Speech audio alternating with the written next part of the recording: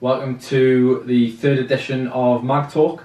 It's myself, Ben Wade, and I'm joined by the ever-present Simon Campbell. How are you doing, Si? Good. We have seen a few glimpses of Rondon and Muto so far.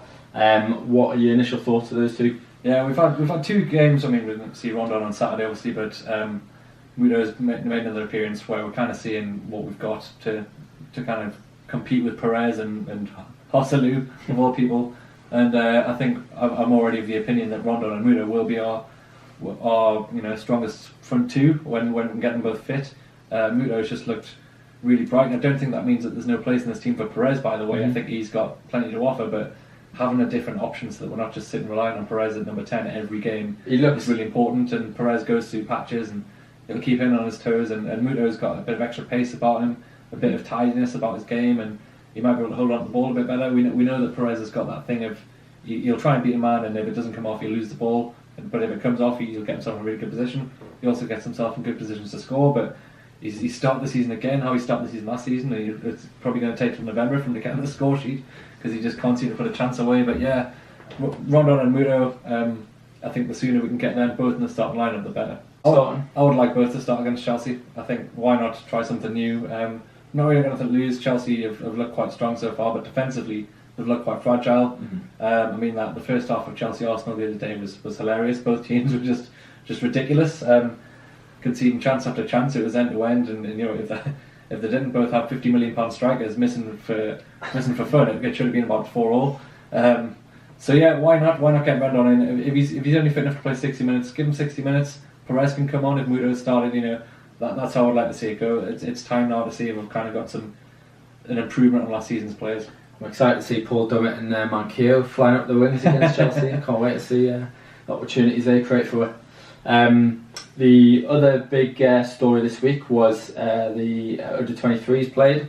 There was a cracking young player on show, scored 5 goals, called Them. I don't know if anyone saw that. Them played really well, didn't they? Hilarious, wasn't it? I mean, it had gone on the rail. I didn't realise we were playing them until I saw the pattern this morning on Twitter. Our under-23s against they're under-23s, but they're calling it their under-18 because most of their under-23s are in their first team squad, such as the plight of their League One status. Sunderland B team. So their excuse for this one was that our reserves were playing against their reserves. Hilarious, absolutely brilliant. But yeah, there was 3,500 people there, some changes. I bet it was a good night. Fair play for a club in the League One to have 2 reserve teams. Pretty impressive, aren't they? And then finally, the talking point, probably the biggest point to discuss, keeping that Chelsea link going. Dennis Wise, Pennywise as he's being called. Absolutely loved that meme if anyone hasn't seen it. Yeah, Dennis, we've reached out to you. A fully heartfelt invite to the podcast. Come have a chat with us. We don't buy. We're lovely lads.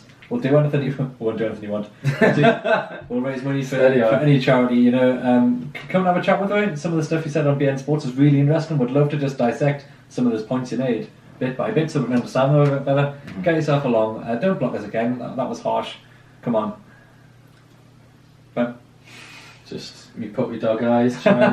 Let's hope he's got a sympathetic side to him, and yes, please come on, Dennis. It'd be great to have a chat with you and just try and understand where some of these opinions are coming from. You don't really want to join the long list of people who are coming out in favour of Mike Ashley. Surely, who's on there? We've got Shola, unfortunately, but it's quite a list. That you don't want to join that list. Just you and Shola just ruining it for everybody. On that note, I think we'll wrap it up there. Please tune in for next week, where we'll be hopefully adding to the list. Thanks for listening. Cheers for joining us.